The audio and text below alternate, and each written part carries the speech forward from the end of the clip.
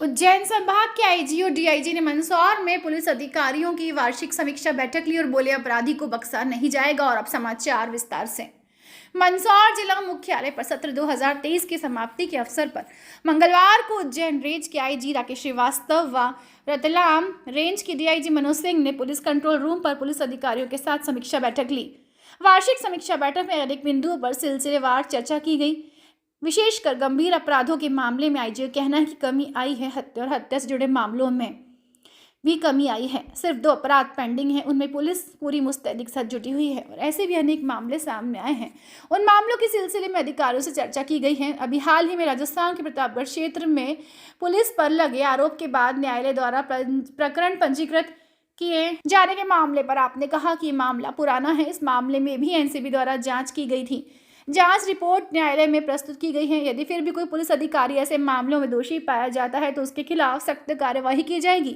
जन सारंगी न्यूज़ के लिए प्रमोद जैन की रिपोर्ट। ये वार्षिक अपराध समीक्षा बैठक थी जिसमें कि पिछले 1 वर्ष के अपराधों में मेरे द्वारा समीक्षा की गई है। इसमें मैं पुलिस अधीक्षक कार्यालय में जो अपराधों के आंकड़े, उसमें फिर पुलिस की विवेचना कैसी रही, कैसा कन्विक्शन रहा, इन सारी चीज़ों को देखा गया। और बाद में हमने यहाँ के आसपास के जो राजपत्रित अधिकारी हैं जिले के और कुछ थाना प्रभारियों से चर्चा की है।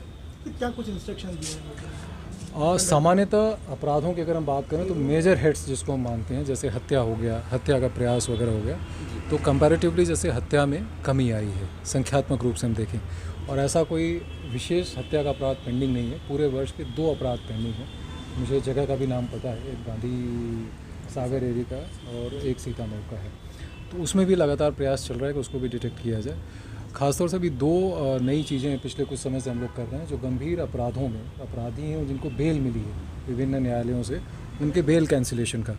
तो आज की डेट में यहाँ पे 50 से ज़्यादा ऐसे अपराधी चिन्हित किए गए हैं और 30 अपराधियों के बेल कैंसिलेशन के लिए जो पत्र है, वो एप्लीकेशन जो है वो न्यायालय में पुटअप कर दिया गया है। उस संबंध में मैंने डिटेल बात की कि किस न्यायालय में कैसे वो अभियोग पत्र प्रस्तुत किया गया, वो पत्र प्रस्तुत किया गया है, उसको कैसे फॉलोअप किया जाए, उसका क्या प्रारूप हो। हमारा ये प्रयास कि अगले 1 हफ्ते में कुछ ना कुछ ऐसे दुर्दांत चिन्हित अपराधियों के जो बेल पे आने के बाद जिन्होंने अपराध किया है, उनका हम बेल कैंसिल करवा दें।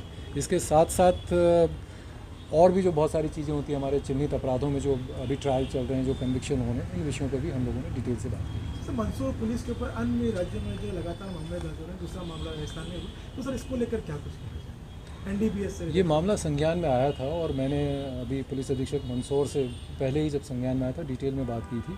तो वो जो प्रकरण पिछले वर्ष का है और उस प्रकरण के होने के बाद उसकी विवेचना एनसीबी को दे दी गई थी। हमारा ये प्रयास था क्योंकि इसमें दूसरे राज्य के लोग भी इन्वॉल्व थे, तो इसलिए वो एनसीबी को दिया गया था ताकि ऑल इंडिया लेवल के स्तर पर कार्रवाई हो चुके।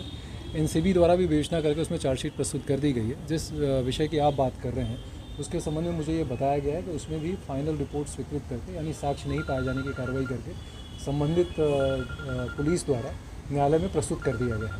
उसके बाद उसमें जो भी न्यायालय द्वारा निर्णय किया जाएगा वो संज्ञान में लेकर आगे कार्रवाई की जाएगी।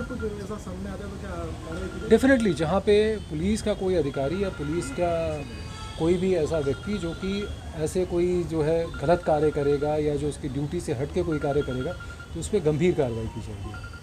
सर, ऐसे जो मामले हैं जिस तरह से एफआईआर होती है या तो सर जिन पर विभागीय कार्रवाई भी होती है, तो रूल्स क्या थाने पे बने रहना चाहिए उन लोगों से?